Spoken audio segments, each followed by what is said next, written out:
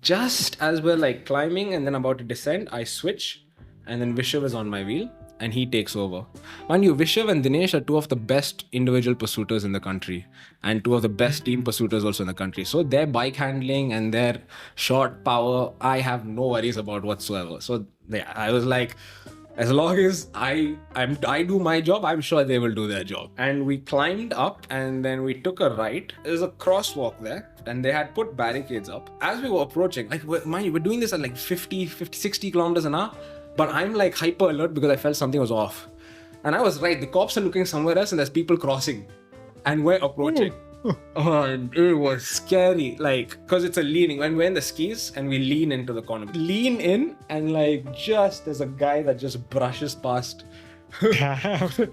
Bishop, and then Dinesh, and then me are like,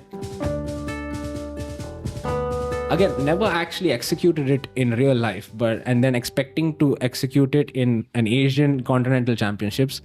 Like, I'm glad I was able to, but then do you understand? Like, you can't. Yeah.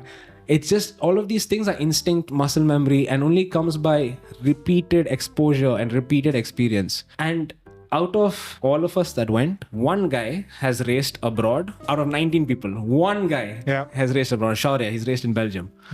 Like, what do you, like, there's always like, oh, India always DNFs in the road races. Yeah, what do you expect? We have zero exposure to racing abroad. We have zero exposure to what actual racing looks like when the courses get technical, when the courses get hilly, when the racing is balls to the wall from the... I am Venki, a working professional in IT as well as an amateur masters athlete and a coach for endurance sports. You are listening to the Working Athlete podcast. Here, I talk to working athletes from all walks of life and experts from various sports to provide you with inspiration, training tips, and lifestyle advice. If this is something that interests you, I have a small request from you. Please subscribe to the channel on YouTube, Spotify, Apple Podcasts, or wherever you get your podcasts from. You can also let me know what you like and what you would like to listen to more of by commenting in the comment section on YouTube. I promise to do my best to improve with each episode and bring you the best content that helps you and me get better each day. In this episode, I talked to Joel Sundaram about his Asian Championships experience. Joel just came back from taking part in the Asian Championships where he finished 14th overall in individual time trial. He shares how the races went for him and the team and what he thinks are the gaps that he needs to bridge to do well at that level. As always, it was an insightful and entertaining chat with him. I hope you enjoy this conversation as much as I did. This episode is brought to you by The Bike Affair. If you are in search of a one stop destination that caters to all your cycling needs, our today's sponsor, The Bike Affair, is the perfect place to check out. I have known the founders of The Bike Affair, Krish and Gokul, personally for nearly 15 years now. In fact, my first century ride was with Krish back in 2008. They are both exceptional human beings and entrepreneurs that believe in providing exceptional service to their customers. And it shows. With over 14 years of experience, the Bike Affair has established itself as a trusted source offering honest advice and exceptional service. They are offering a special treat for the listeners of this podcast. You can enjoy a 10% discount on your first order by using the code BikeyVenki on their website. So if you are in Hyderabad, visit their store in Kondapur, or if you are anywhere else in India, shop online by using the link thebikeaffair.com. I will leave the link in the show notes. Now, enjoy the podcast. All right, Joel, welcome to the Working Athlete podcast. Pleasure having you back. Second time in 2 months. Nice. Yes. So, you've been to Asian Championships since we talked. Yeah. We talked right after the selections happened, where you finished first. Yes. And by the, as a result of that result, you made it to the Asian Championships. So I want to use this opportunity to kind of talk about what was your experience there, Yeah. what are the learnings from there, and what are the gaps that are there right now as you identify from your experience, Yeah. and what are you thinking in terms of bridging those gaps and stuff, right? So that is where we'll go. Okay. So let's start with, you know I mean, what was the road to Asians like? What was the preparation like? This is my second time to Asians, but first time racing. Yeah. That needs to be noted. Correct. God, in 22 I got selected, but unfortunately didn't get the opportunity to race. For You were a various reasons. standby, basically. I was, yeah. Yeah. I mean, until the day before we flew, I was supposed to be racing, but then some technical changes to the course meant that, the number of participants had to be reduced and I didn't make the final cut. But, it was the first time I went, I experienced it without it directly influencing me. Like, I experienced what goes on in competitors' heads, like what other teams do, what are we doing differently, what gives them the competitive edge. Man, but doing it yourself is a completely different beast in itself. Like, okay, let's look at the road to Asians. Nationals was over in Jan. Then I knew Asians was coming up, but then unfortunately, I had a few injuries that I hadn't addressed for an entire year. That I had to address because they were really starting to bother me. And I mean, these injuries were from when I crashed in Nasik Nationals. The face, the hands, everything. Yeah, like especially because I don't even know how I landed. Dog crash. The dog crash, yeah. The dog crash. You have to mention which crash. Too many. But yeah, so there were some pretty serious injuries that I had to get addressed. So I ended up taking a rest. And then when I just about started building back up, like started getting back on the bike, like moving the hours from 1 hour to 2 hours to then slowly pushing into 3 hours. Yeah, we got a 2 week notice for the selections and then everything just exploded. Like the power was obviously not there, wasn't at the best, but like thanks to my coach Volker from Peaks, he really like 2 weeks he was like cutting a little close, and I was like, coach, there's no other option. I mean, it's an opportunity. I don't want to miss it. I don't know when the next time this opportunity comes. I was like borderline not wanting to take part. So did the selections. How everything, like we spoke last time, it was horrible, but I think everybody had a bad day and I just didn't have the worst day out of everyone. So yeah, got selected. Well, won the selections, but like wasn't sure how they were going to select the team because this was the first time ever they had a road race as well.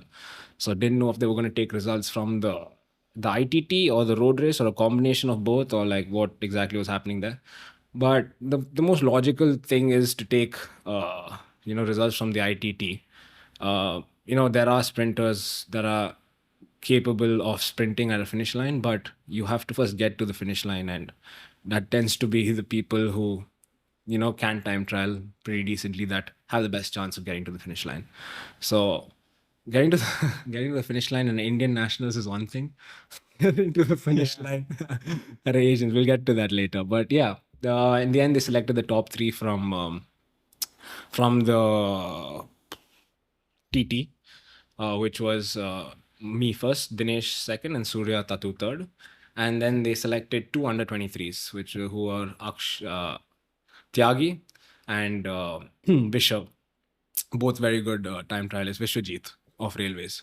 So then we're going to do a combination of the under 23 and us for the mixed team time trial, mixed relay team time trial, which is a very weird discipline. It only happens like once a year. Like I much prefer the separate men's TTT, women's TTT, but yeah, at UCI decided to change things up, but so we do that. But essentially, it is a men's TTT and a women's TTT, but each other's results is affected by the other. Right. Yeah, because we're not racing together at the same time. As we cross the line, the women start. So yeah. So I mean, so that was going to be a big event to do. After winning the selections, I had the opportunity to get a new TT bike, which was long overdue because mine was like, yeah, not I mean, it's good enough, but I needed something a little bit more, let's say, reliable. Right. Yeah. Yeah. So You were having quite a few issues quite with a the few old issues. one. Yeah, just because I like to customize my bike to exactly how I want it, and this wasn't allowing me to get that, and I had to use a lot of like spare parts of different bikes and different things which weren't meant for that bike. So yeah, I got the opportunity to get a new bike, and the I've always wanted the look bike only for one reason alone, and that is the cockpit on that bike. It is an exceptional cockpit, the stock cockpit on it. Like, look markets it exactly how it is. It's You can have 30 different setups of that cockpit. You can Wow. you can bring the skis out, you can push them in, you can bring just the ends out, push them in, you can flip the ends and have them sticking out, sticking in. You can adjust the ends up and down. You can raise the skis, you can raise the entire cockpit, you can adjust the angle up to 20 degrees of the skis. And Wow. this comes stock with the bike.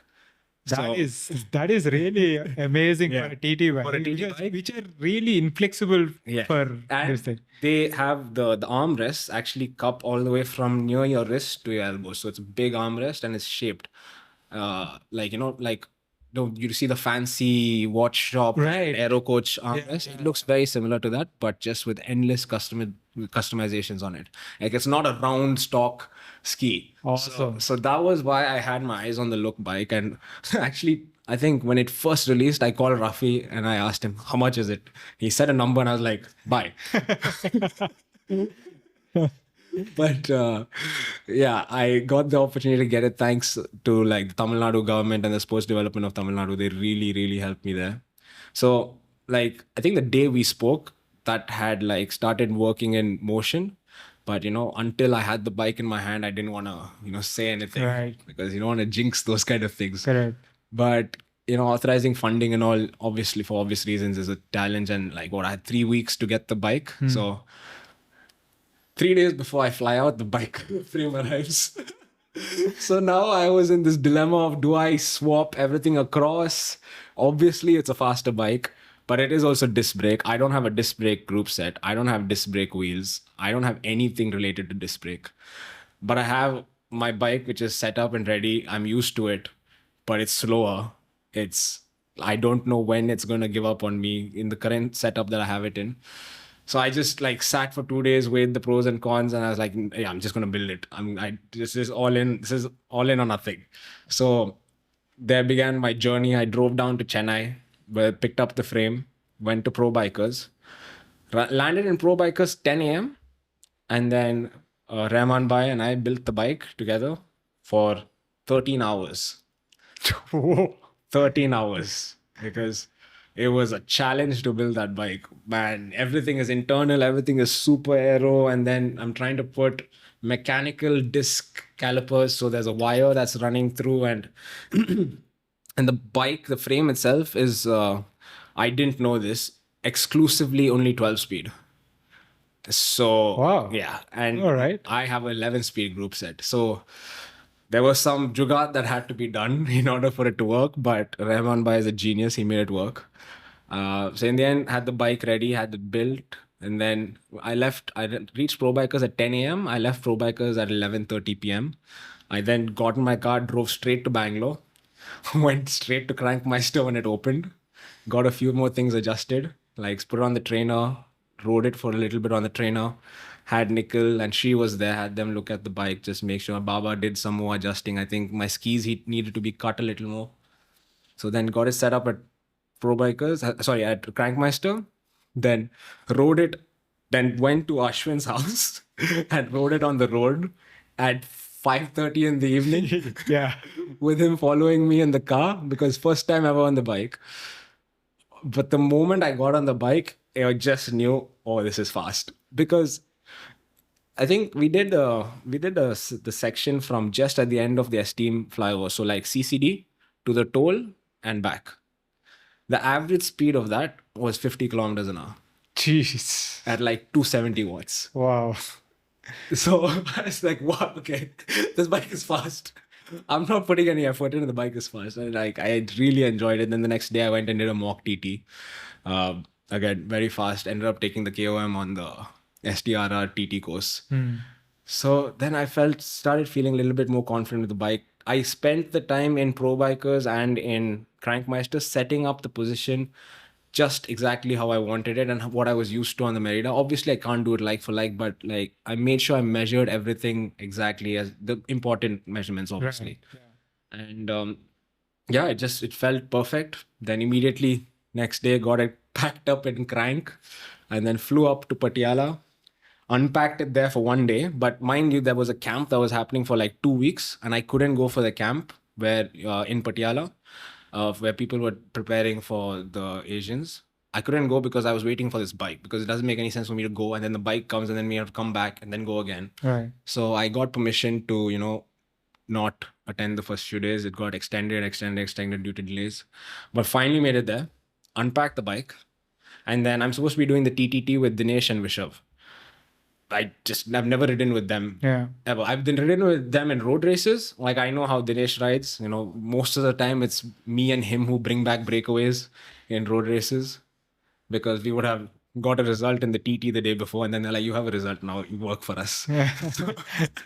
So I know how Dinesh rides, so I'm pretty comfortable, riding with him, sitting on his wheel. But yeah, unpacked the bike, did one session with the guys, repacked the bike that night, and then flew out to Kazakhstan, Almaty. Yeah, so we flew out, landed. Yeah, and first thing was setting up the bikes because the next day we had our event, the mixed relay TTT. It was so the Asians is both able-bodied and para, both together, and the mixed relay TTT was the first event of the entire Asians. So, yeah, few interesting things happened. Um, I'm very used to there being like the course, like not very, I'm not very used to, everybody's very used to the course being closed the day prior so that you are able to ride it and, see the nuances of the course. Right. This time that wasn't the case. We tried to get on the course, but so the way it works is there's this Almaty Arena, which is where the entire event was based out of. It's like, I think it's an ice hockey ring or a stadium. It's a humongous building. And then there's a road that leads to a highway and they drive on the right side of the road. So we go down the road and we're supposed to turn left. And if you're driving on the right side of the road, that is the wrong way of traffic. So if the road is not closed, you cannot actually ride on the course. I mean, you can ride on the other side, but that's not what you're going to be racing on. You don't understand the potholes, Right. everything. So we didn't get that opportunity. And during the day, the traffic also was quite high. So you don't really want to be doing intervals True. on there the day before your race. So, I mean, I spent a lot of time on VeloViewer and Google Street just to like understand somewhat of what the course was. But yeah, wasn't too sure how we would be taking the exit because they use a lot of like, it's not cross junctions. They use a lot of like runoffs, I don't know how to explain, exits and roundabouts. So when we lead down, it starts curving to the right. And then, so if we had to go left, we'd have to make a sharp U-turn, which I presumed we'd have to do, but I wasn't sure if that was a thing. So I remember on the start line, asking the UCI commissar, I was like, "Can you just run me through the course once, please?" They're like, no issue. You can follow the moto. I was like, okay, great, lovely. This is going to be fun. So then I told the boys, I'll take the first 2 minutes just because I didn't want to lead us down the wrong way or anything. I was going to follow the moto. And before that, I made a stupid mistake. On the bus in, I left my helmet and my bib on the bus. Yeah, so luckily I had my shoes and I had my skin suit on and everything else was there, just helmet and bib. Shaurya Sharon, Rajasthan boy, under 18 kid, he lent me his helmet. Thank you, Shaurya. I'm sorry I threw it. But yeah, he lent me his helmet and then I was able to get a spare bib from the organizers. So it was lined up on the start. We went at exactly as the clock struck 10 a.m. As soon as we went down and we took that left, I just had this weird feeling that something was off. Like not with my bike, not with my fitness, not with anything. It's just like sometimes you just get this instinct of like, something feels weird. But I try to push it out of my head. And then the moto was very, very graciously not going further ahead. So I was like, let's draft this guy. So, but that quickly got ended when the commissar vehicle came and asked him to go ahead. So I was like, okay, fine. I just have to keep this green jacket guy in my sight, and that should be the route. So it's like we exit onto the highway and the highway is rolling. It's like, and then there's a climb and then a sharp left, right, and then a descent, and then you merge onto another highway. And just as we're like climbing and then about to descend, I switch, and then Vishav is on my wheel and he takes over. Mind you, Vishav and Dinesh are two of the best individual pursuiters in the country and two of the best team pursuiters also in the country. So their bike handling and their short power, I have no worries about whatsoever. So yeah, I was like, as long as I do my job, I'm sure they will do their job. So only thing, Vishav gets very excited. So I was like, so Dheere se bhai, let me come to the back and then you can increase the pace. Not immediately after, right? So you're going to get You're going to drop me. No? But they're very strong riders. And yeah, Vishav took over. And we climbed up and then we took a right. And there's a crosswalk there. And there's another highway that's going straight and another one that's going left. And they had put barricades up. And there was supposed to be cops watching that. As we were approaching, like, mind you, we're doing this at like 50, 60 kilometers an hour, but I'm like hyper alert because I felt something was off. And I was right. The cops are looking somewhere else and there's people crossing and we're approaching. And it was scary. Like, because it's a leaning. When we're in the skis and we lean into the corner because you can take it at speed. Lean in and like just there's a guy that just brushes past Bishop and then Dinesh and then me. I'm like, oh, okay, so this is what felt off. Then like I look up and there's an entire team of cyclists on the course. I don't know if it was Mongolia or China. An entire team was on the course, and the way they've done it is they've closed the left side of the road, but they've put a barrier in the middle because that will be the oncoming. right. Now they're completely occupying the lanes that we're supposed to be in, and I didn't understand. First of all, this is a UCI event. This is a continental championships. Why is the road not closed? Like, why are there teams on the course? This makes no sense. So like, okay, then I think the moto asked them to move because like you could see them very hurriedly like getting off their bikes and like jumping onto the median. So like, okay, one disaster averted there. Then on the other side of the road, I can see the Thai team doing the same, like getting off. The thing that like at that moment, I'm like, I'm sitting in the wheels, we're going at 60. The only thought that comes in my head is they were they were in such a hurry to get us to start at exactly 10.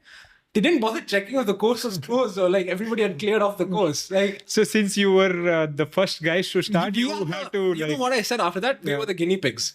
They're like, send Team India out there to check the course.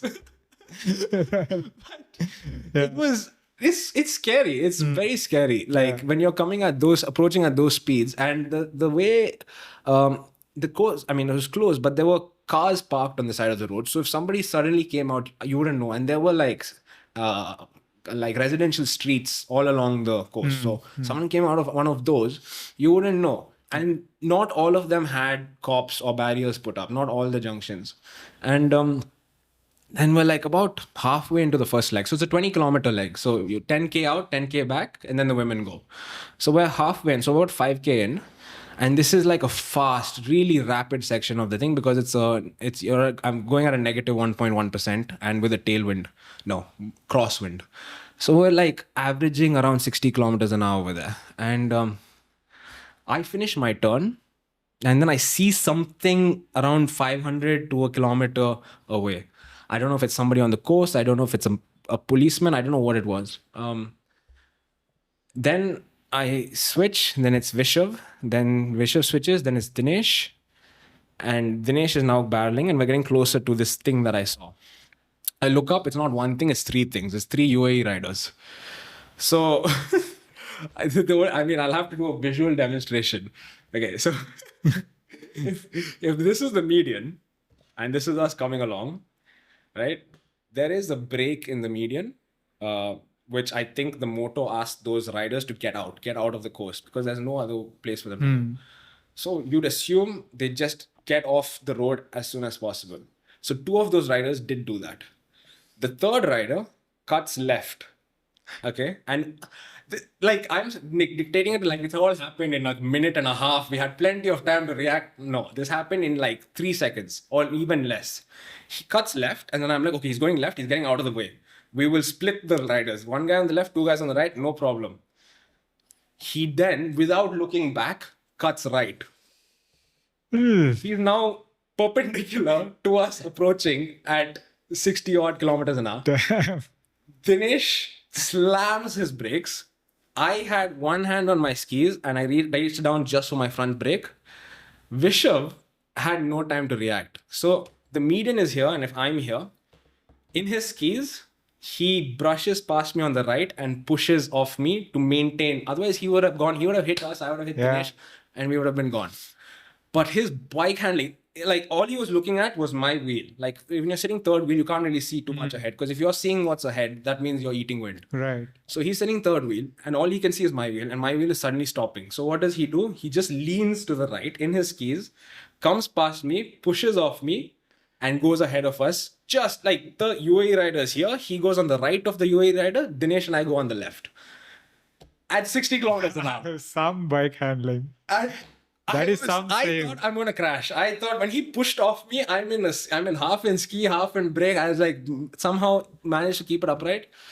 And then at that point, adrenaline is like through the roof. And then we're like, okay, let's just regather. We regather, continue riding. There's an ambulance coming straight at us. I was like, okay, great. Now, come hit us, take us, and go. It's like, what's going on here? It was absolutely ridiculous. I didn't understand what was happening.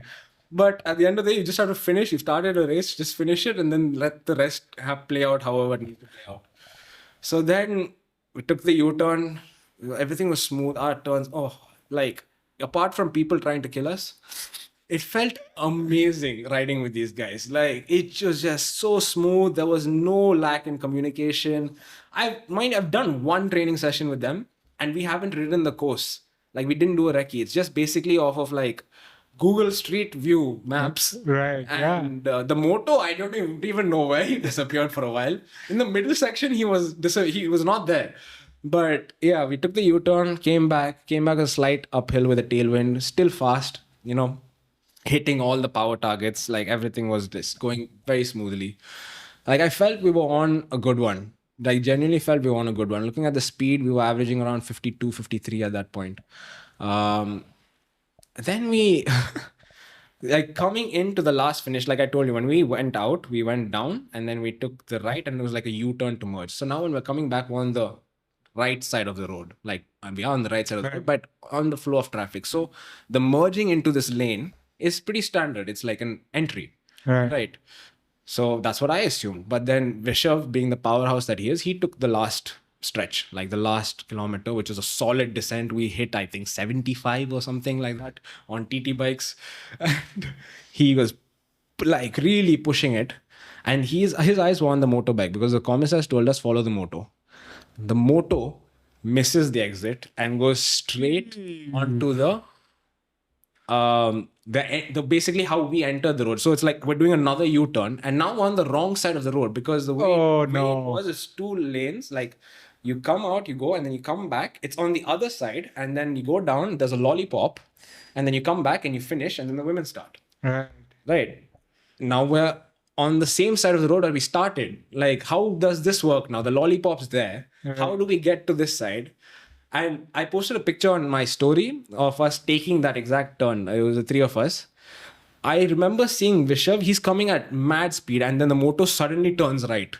And he didn't, like, I don't know what he did. He slammed his brakes and the rear just went. It was like he was drifting on a TT bike.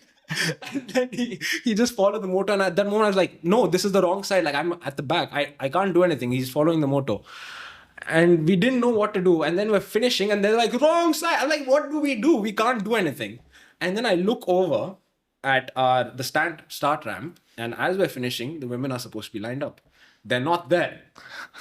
I was just confused. I was like, where the hell are they? And then we crossed the finish line the wrong way because we're supposed to be coming this way. And then we take like a footpath and then go to the other side of the road. And then we did the lollipop and then we finished. And then I was just so confused. I didn't understand what happened. And then in that moment, I just completely lost it. I found the commissaire and I exploded on her. I was like, are you trying to kill us? What is happening right now? The course is not closed. There are cars on the road. There are teams on the road. What is going on right now? The intersections were not closed. People are just walking across willy-nilly as we're approaching. And her face just turned red and she was like, I know, I'm sorry. And I was just going at her. My heart rate was on 199. I did not care. And everybody was watching. And then people tried to come and calm me down. I was like, did you nearly die? No, then shut up. So then I like gave her everything. And then there was a British guy from doping control who came up to me and he was like, what's going on? I told him there's people on the road, there's vehicles on the road, it's not closed. And he's like, oh, right, let me find somebody who can help you. So then he found the chief commissaire. And then he explained it to him. He's like, this is the situation. India's just finished and this is, but then it's such a short event that as we finished, 3 minutes later, the next team finished, 3 minutes later, the next team finished. So it was like, by the time the communication went around, everybody, the men's had all finished. And at that point, it was like, I knew we'd lost a bunch of time taking the wrong road, a bunch of time braking. But apart from that, everything felt pretty good. And then, yeah, the women, unfortunately, again, 1 kilometer from the finish, there's supposed to be someone with a radio that calls into the start line. It says, team so-and-so coming, get the women ready. Apparently, I don't know if this is true. They said, team Indonesia coming. So they did the Indonesian girls' bike checks, not the Indian girls' bike checks. Because bike check is done just before you go onto the start ramp. And then they were like, no, India. And then they took the Indonesian girls' bike checks off. I mean, the bikes off and put the Indian bike. And then the bikes were not ready. The girls were ready. The bikes were not ready. And so there was, again, a delay there. And then we lost time with the lollipop and fiasco there. So out of the men's, or according to the official times, we came 7th out of 8th. But I knew that was not an accurate representation. So I went to Strava and then I just removed that last section. And up until that point, I compared it because everybody uploads on Strava. So I compared it to the Kazakh team's ride. And we were a minute and 15 down on them up until that point. So till that point, they were, I think, third, fifth, can't remember exactly, but we were a minute and something down on them. Right. So then I went to the results and I looked at it, and a minute and something down on them meant we were running in third. The men's were running in third. And then that fiasco of the whole thing, we lost 2.5 minutes there. Yeah. And it just was a gut. And I only found this out when I went back to the hotel and I opened up and I saw it. Just like that gut wrenching, like that. It's like, because once we finished, like both Dinesh and Vishav and I, we were like, that felt amazing. That felt really good. That felt really smooth. Like at no point were we like, okay, this is slow, this is difficult. It felt wired and it just felt so good that, the result just doesn't do it justice, because there's so much that happened. And, people who just look at the result will be like, oh, India placed last. But nobody's going to know. No one knows what happened. And that's how it is. Everybody has their own story of how the race went. Correct. But if you were to sit there and then write it in a Strava description, you'd probably be writing a book, if what I explained to you right now, because how are you going to put someone in your shoes when that happened? Like, it's not possible. And when I said sorry to Shaurya because I threw his helmet, in the frustration, I took out my helmet and threw it. And Did realize that it was like, shit, it's not my helmet. And I threw it a nice fluffy patch of grass. Thankfully, otherwise he would be out of a helmet. I mean, he was racing in an hour after. But result of that, our times didn't get changed. I mean, we made a protest. I asked the coaches to make a formal protest because, our result got messed up because of the organization's, mishap there. So, I mean, what I am aware of, that the organizers got fined a large sum of money by the UCI. And the teams that were out on course at that time got fined as well. Right. A large sum of money in Swiss francs. So, but I mean, if you want to take a positive out of that, the juniors mixed relay TTT that happened right after went very smoothly. I think they increased the police presence and made sure everybody had walkies and made sure the course was closed before they sent people out. Like what the juniors said was, yeah, it was fine. There was no issues. And then I think they had briefed the motos on what exactly the course was, because getting led down the wrong road. Yeah. Yeah. I mean, I thought that was like, what is this nonsense? And the next day there was a Vuelta Catalonia or something, which again the breakaway got led down the wrong road. I was like, okay, so it's not just an Asian thing; it's happening in Europe as well.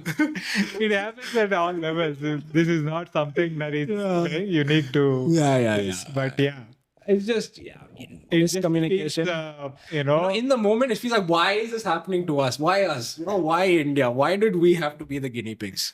Right. But disappointing, but good takeaways that as a team, without having much practice, without knowing the course that well, we were able to, execute a pretty good TTT. And I just. So how come the TTT was the first event and not the ITT? TTT has always been the first event. Okay. Even in 22, TTT was the first event. Okay. Yeah. And then they'll have a bunch of para events in the middle, or like junior events. And then they'll have the ITT, giving you a couple of days of rest. Right. They don't make you do race after race after race. Right. There is some rest in the middle. Okay. So yeah, result 8th, unfortunate, but it is what it is.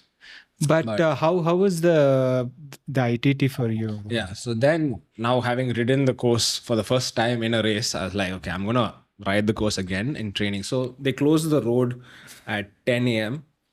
for, they start closing the road at 9 a.m. So they start diverting traffic off and then setting up the bollards and all of that, so that, the riders, the course will be ready by 10 a.m. So I decided to head out on the course the next day or following the day after at 9 a.m. just to make sure I memorized it and just tried taking the corners at speed in my skis, just seeing which corners I could take in my skis, which I couldn't take, in the skis, what I had to get down to the base bar for.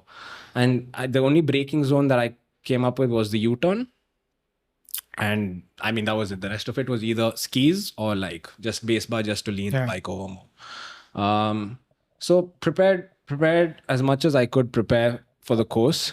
In terms of power, didn't really have the most ideal build up given the injuries. And, I think one month more of work, doing threshold work would have really helped. But, I had the same power numbers as nationals. So couldn't complain. It's not the worst, not the best, not the worst. So I was ready for the ITT. I mean, I have to give a big thank you to Surya Tattu. He was my Swanee, my everything. He was my roommate, my massager, my Swanee, carried my bags, got everything, kept from me, because that's like the beauty of an event like this. You're just helping out your at nationals. He's my target. I'm not letting him go. But now when you're representing the country, he's like your asset. He's going to be there helping you on the start line. He's going to be giving you your gels, your bottles, the ice, So I just I loved that the group there was a really nice group, and I really enjoyed spending time and getting to know those guys. But yeah, he helped me a lot to prepare for the TT day. Like what I did for NJ in 22, he helped me with. So yeah, got everything as ready as I could be. It was getting very hot, and our race was at 11:30, which meant like noon riding. And the temperatures were around 36, 37 with real feel of close to 39. Right. Because the altitude and the sharpness of the sun. Yeah. There was wind chill, which helped a little bit, but it's just like, how it is in sunlight in Ooty, or like at altitude, it just drains you. Yeah, that was what it was. So I put a ice sock down my chest just to keep my core temperature low, but I think within like 2 minutes it had become water. So everything went smooth. In fact, in my ITT, like there was nothing of note. Just the power wasn't there. What I would hope for. It wasn't, by no means was it a bad ITT. Like that power at nationals would have been a very, very, very good result. But on the Asians, it's a step above. Right. I targeted something which I wasn't able to You did achieve. your best I did my best on the day. Yeah. Yeah.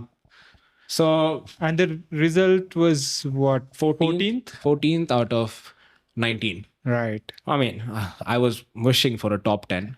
Yeah. But yeah, like Yeah, there's a it'll minute come. and a bit off. It'll come. Yeah. The interesting thing that I noted was like I spent so much of time on because it's a continental championship. The result is going to be on Pro Cycling Stats before it's in the WhatsApp group. Right. So I went immediately straight to Pro Cycling Stats, opened every single one of the 19 competitors' profiles.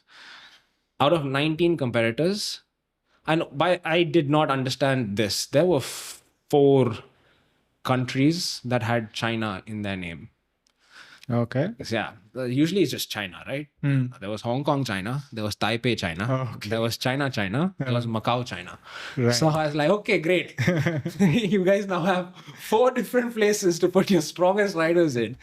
So yeah, so 19 competitors, 2 Kazakis, 4 Chinas. So that's 7 gone there. And then 12 of us others. But I mean, I looked at each and every rider's pro cycling stat profile.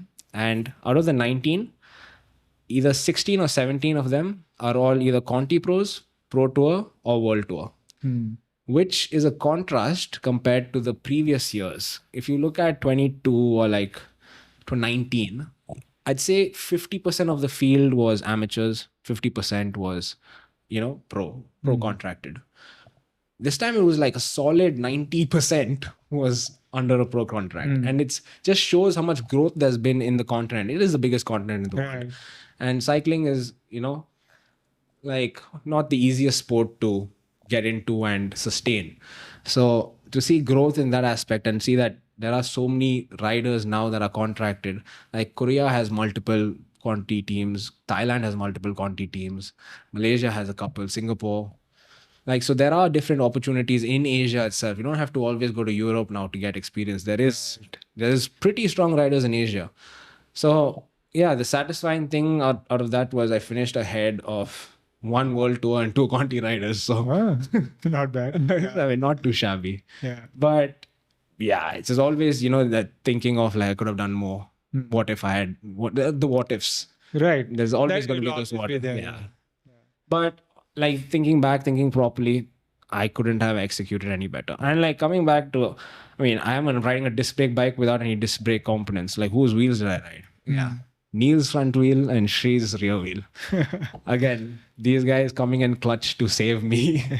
I mean, I cannot thank them enough for that. And yeah, TT went okay. Then we had another 2 more days of rest to prepare for the road race. And then the road race was going to be a completely different course compared to what we've been racing on. Right. So the first 3 kilometers, the neutral section of it, was going to be the same.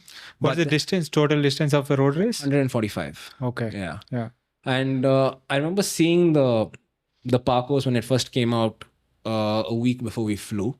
They had sent us the technical guide.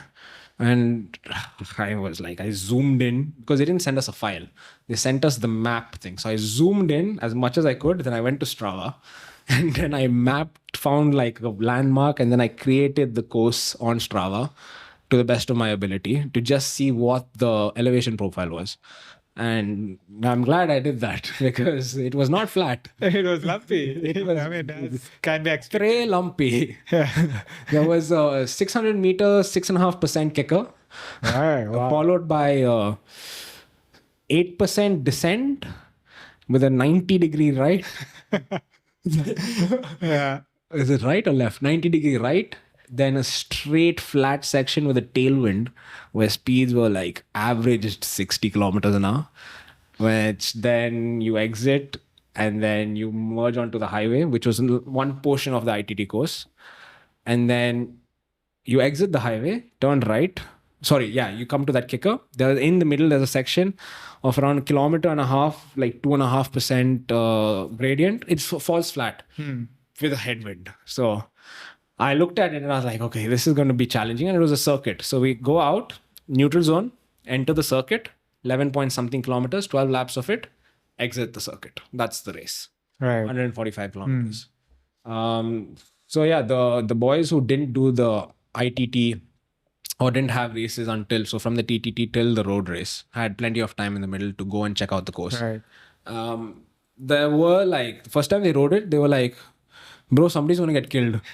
I was like, what do you mean? They said there were 5 railway tracks that went across the course. Okay. Like railway tracks, like proper. Right.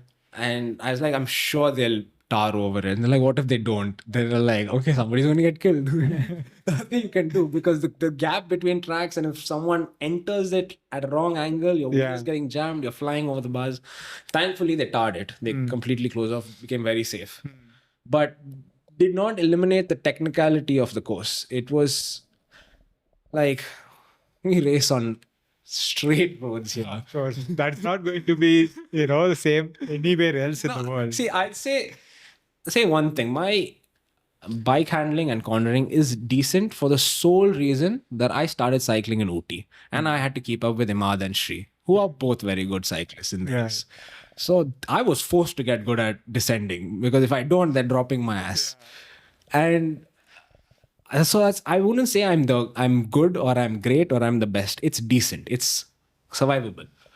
But man, when somebody's taking a corner at 65, like, bro, it's a 90 right? Like, what are you doing? But in those moments, instincts sort of take over, and you're not really thinking about it. It's just the wheel in front of you, and that's all that matters. You're following, Yeah. But interesting thing to note was, I mean, I'd figured I'd be probably was the worst at taking the corners, but no, I was actually making up places. The only place I could make up places was in the corners, because otherwise the pace was so high, you just couldn't get to the front. Like, no matter what you tried. So before the race started, like, you were talking and we were just trying to discuss, like, what's the best position to be in? Like, stay mid pack, stay at the back, stay in the front. Because in the front, if a move goes, you want to follow the moves.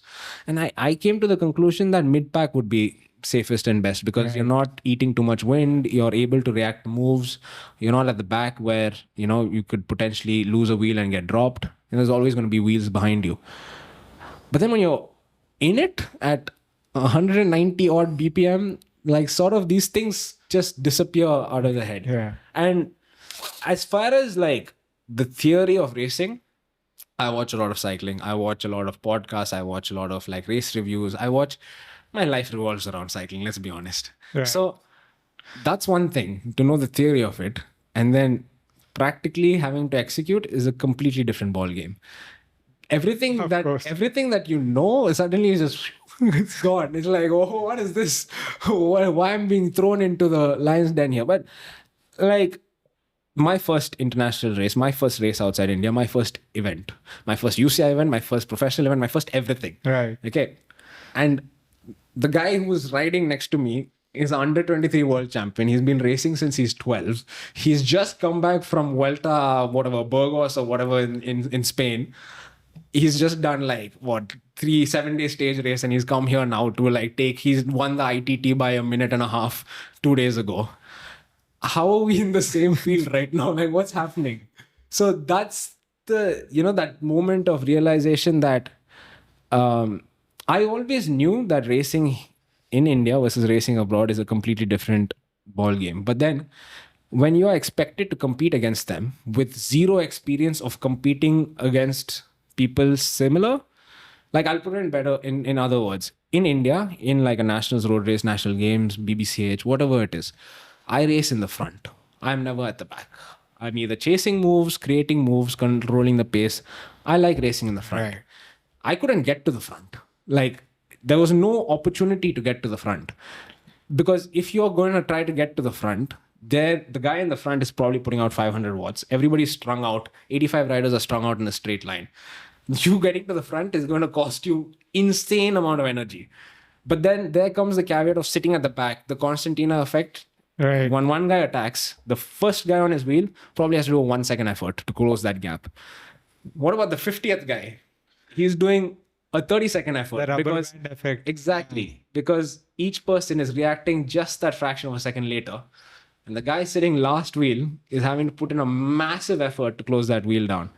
And that's unfortunately the position in which you end up being if you're not able to make up spaces in wherever needed to be. Places in wherever you needed to make up the places. I was able to make up the places in like the corners. So I'd make up like 10 wheels, but then he inevitably got pushed to the back. And that steep climb, Yeah. First couple of times I was like, I've come to the front. I'm not first wheel. I will stay here. I looked at my power meter, 600 watts. I was like, okay, I do this. I've done it 2 times now, 10 more times to go. Not gonna happen. So then I started sag climbing it. So make up positions in the corners, get to the front. The moment we hit that climb, just Slow ride my down, yeah, pace and just drop back to the back. And then by the time I hit the descent, I'm somewhere towards the end, but not right at the back. So that way I was able to save like, I think 150 watts or something. Yeah.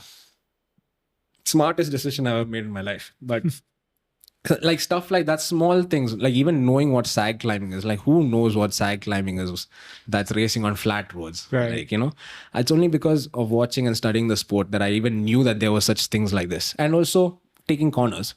Always take the outside line, because if you're on the inside, you're going to get boxed in, Pushed in, slam yeah. brakes. So that's how you take the outside line, carry so much more speed, and you just shoot past all these people having to brake. Again, never actually executed it in real life, but and then expecting to execute it in an Asian Continental Championships. Like, I'm glad I was able to, but then do you understand? Like, you can't. Yeah. It's just all of these things are instinct, muscle memory, and only comes by repeated exposure and repeated experience. And out of all of us that went, I don't know how many of us went, 20 guys, 19 guys, 19 of us went. One guy has raced abroad. Out of 19 people, one guy Yeah. has raced abroad. Shaurya, he's raced in Belgium. So, like, what do you, like, you know, there's always like, oh, India always DNFs in the road races. Yeah, what do you expect? We have zero exposure to racing abroad. We have zero exposure to what actual racing looks like when the courses get technical, when the courses get hilly, when the racing is balls to the wall from the. I DNF'd at 102 kilometers, okay? The 102 longest and hardest kilometers of my life. There was not a second of respite. There wasn't like, okay, the breakaway is gone. Let's just chill for a bit. No, because it's a one-day race. The Continental Championships are on the line. Everybody over here wants to win it. Everybody wants to be in the mix to win it. So if a break goes, their immediate thought is, no, we have to bring them back. So it was like constantly attacking. And I don't know what the Kazakhis' plans were, but what they would do was like sending one rider up the road in each of these breaks until there was one guy left with us. Oh, I so wish he was not there, because if he was not there, I think everybody would have just settled down and been like, okay, we're the gruppetto, let's just finish the race. But he kept launching, and he's part of the World Tour team. So it's like, who are we competing against here? Yeah. And he kept on having, I don't know where these matches are coming from. And each one of those attacks was a proper 1,000+ watts. Like, he just get out of the saddle, sprint, and everybody else is like sprinting to get back on. And I'm at the back, I'm suffering. And getting back on is just a task. And the worst feeling was when I eventually DNF'd, I had no excuse for what I DNF'd. There was no like, oh, bad day, or cramping. Fueling was bad. Fueling was exceptional. I'd fueled perfectly. I'd hydrated perfectly. I felt great. I normalized my FTP for 2.5 hours. Yeah. I normalized a higher wattage than I did in my ITT for 2.5 hours. Damn. And I couldn't get to the front. Right. Right. That feeling was just horrifying. It's like, I have no excuse other than I'm just not good enough. Right. And I was just like quiet for a few hours afterwards, you know, and I was just trying to think, I feel like shit right now. What do I have to do to not ever feel this again? Because I don't want to ever feel like this again. It's a horrible feeling. Like, because, you know, it's one thing to sit on the sidelines and being like, oh, you keep DNFing. And then it's another thing to experience it and understand why we keep DNFing in these races. And it's a completely eye-opening experience. And, you know, I wish these armchair experts would just shut up for a second and just go to a race and then, you know, talk about why India keeps DNFing. It's difficult. It's not a joke. People that are coming to race are doing this for a living. We might be working athletes and, you know, have other things going on the side. We're racing against professionals who have teams built around them with unlimited funding in some instances. Like, I'll just dictate what a picture to you. I finished my ITT. I was having an asthma attack and then Surya gave me my inhaler. I took a puff and I was just looking around.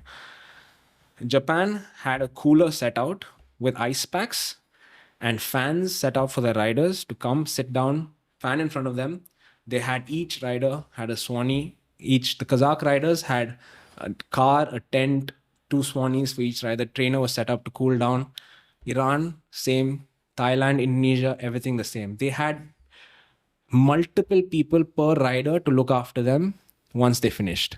Right? Do you think about the resources that are being invested into the sport there in that level, where the riders don't have to lift a finger unless it's getting on the bike and pushing the power that you've been told to push. Yeah.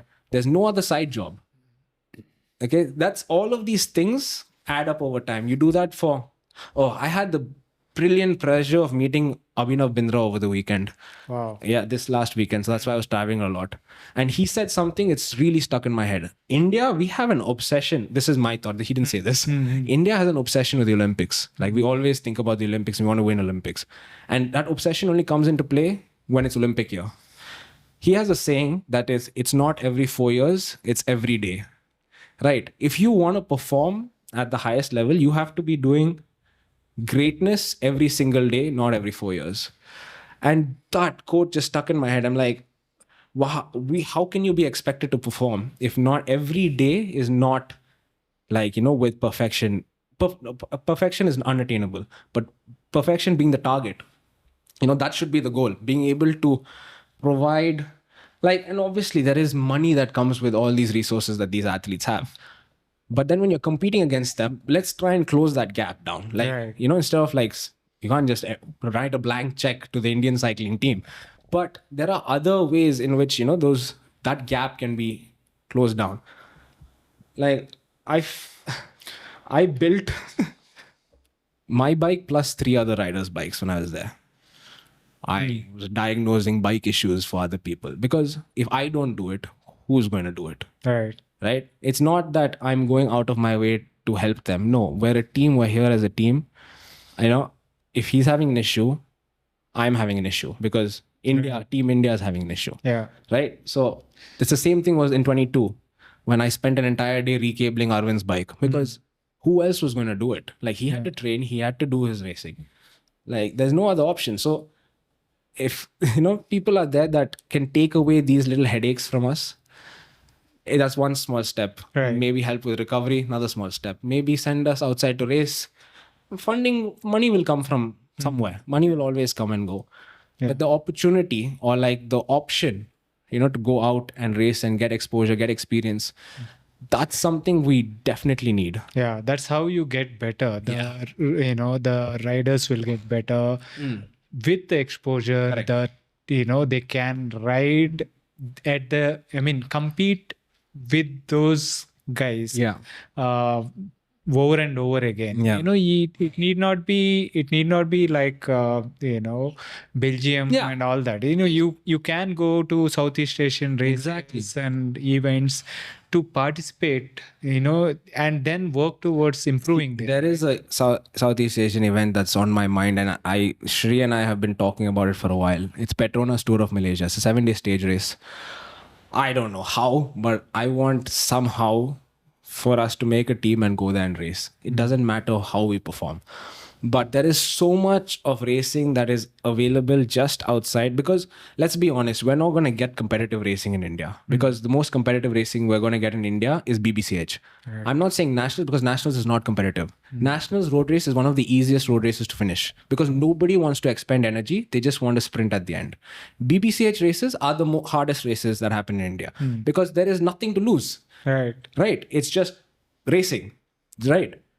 That is the hardest racing that I get to take part in. Or if me, a non-climber, does a climbing race, that's where I'm challenged. So going out and racing against people who are definitely stronger than you, definitely have more experience than you, definitely have more resources than you, that is the only way that you're going to figure out ways to close that gap. Whether it's with more training, whether it's by acquiring resources, or whether it's streamlining your entire process, the travel, everything leading up to it. And you only learn by making these mistakes. Now, having to make those mistakes at the single most important competition of the year is not happening. Right. Yeah. Right? you can't be expected to make those mistakes and then still be able to perform. It's impossible. True. So that's why I tell everybody, whether I mean, I started coaching as of the start of this year, something I've been working on for like last 2 years. Did my studying, did my qualifications. I have a bunch of athletes.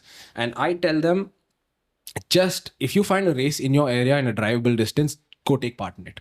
Because I say this every single time I race, whether it's a bar race, whether it's a BBCH race, whether it's nationals, national games, or even Asians, you always learn something new.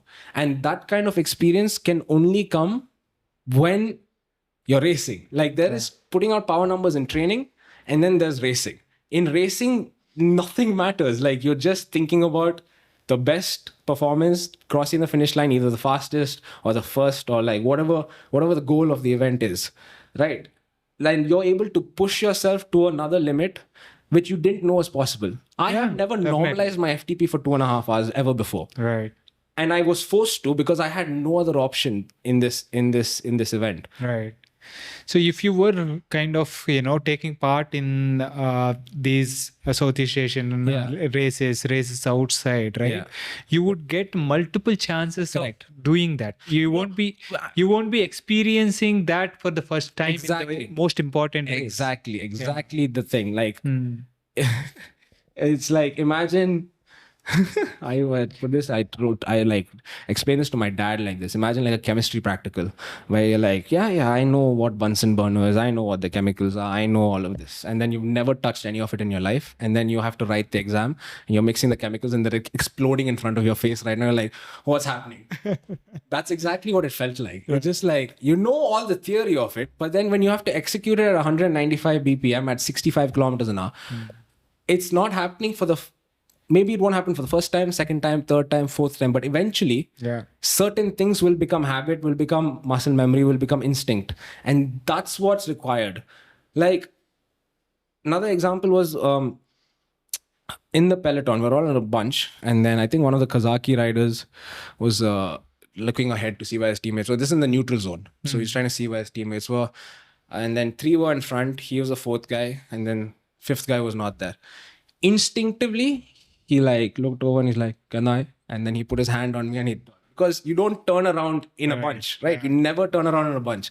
You find something to brace you and watch you, and then you turn around. And I was like, what? Like, I didn't think of it until like he just did it out of instinct. And you watch it happening in, World Tour races. They are always doing it. And these sort of small things, you just need to, it's not a big deal, but like, those sort of things add up.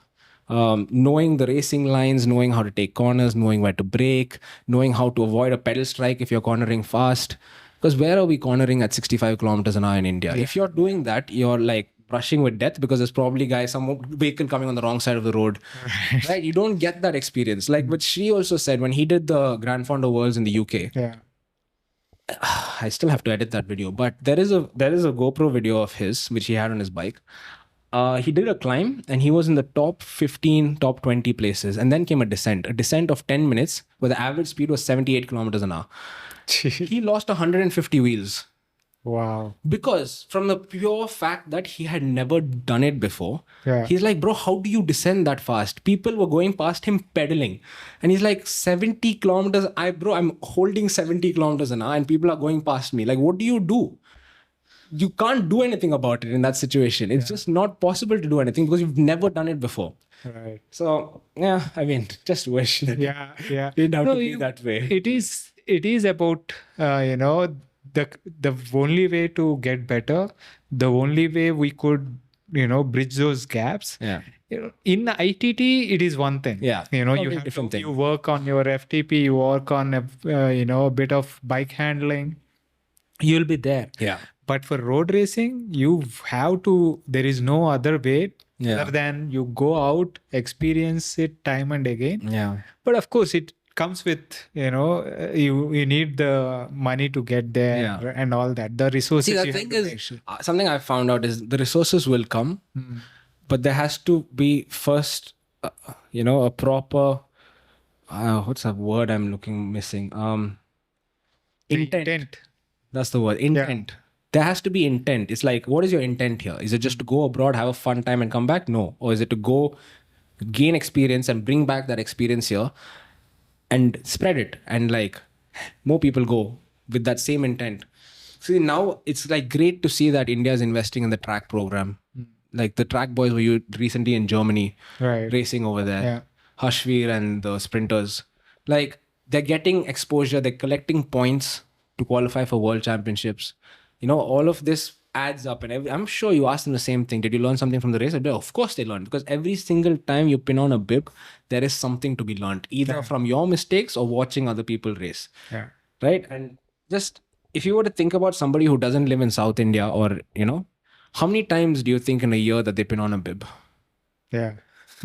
Honestly saying, the lack of races is so sad.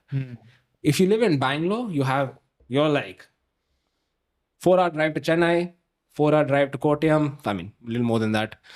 The Goa's nearby, everything. You're able to go and experience racing. It's not the highest level of racing, but it is still racing. You're still in that environment. Doesn't matter how big or small the race is. A race is a race. And you're able to push yourself more than you can in training. And that experience is invaluable. But when you're going to be performing at the Asian level, you know, that experience also has to come up to one level, maybe a Right. dot 2.2, you know, Correct. pro race. So You have to go out. There are bunch of races in Thailand. There are bunch of races in Indonesia, Singapore, and you know, Japan. All these places have like UCI qualifiers and all these things 100%. for amateurs that can be experienced. You know, by going there. So unless we go there, experience that time and again, we're not going to kind of able to bridge the gap in those scenarios. That gap only comes from just pure experience. There's nothing else. I mean, with experience also comes all the other factors. Right. Like you get better, you get stronger, you get more notoriety, exposure, maybe sponsors, and so on and so forth. But there has to be that. What's the word I'm looking for? Initial, like the initiative has to be there. There has to be an initiative, and then everything else will follow eventually.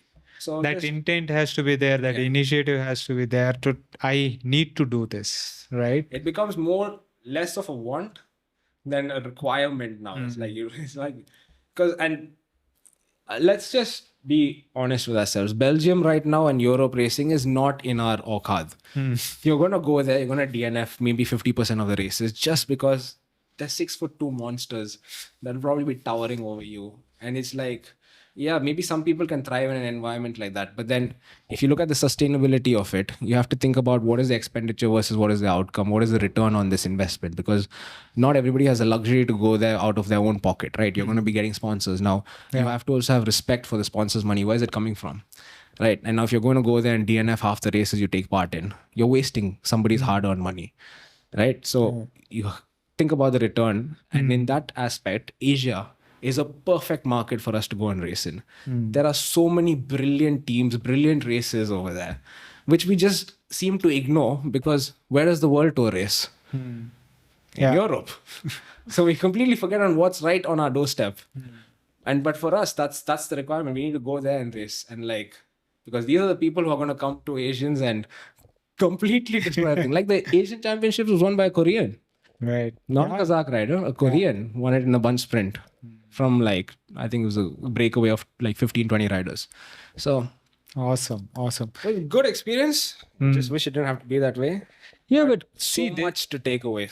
Honestly, so much to take away. That is what is important, right? That you have to learn, you have to kind of identify the gaps. Yeah. You got to be prepared to bridge those gaps, do the work that is needed to, bridge those gaps and, make incremental progression. Something was said to me in 2022 when I got snubbed from being a part of the team. They said, oh, you don't have the experience. And that really pissed me off. Like, if you don't give me the opportunity, how am I going to get the experience? Like, that's the same thing. If you don't give people the opportunity, they're never going to get the experience. Now, out of the 19 of us, one of them had raced abroad. Now, 18 of us have had that experience and we've had that exposure and we've all felt what it feels like. And I'm sure none of them want to ever feel that feeling ever again.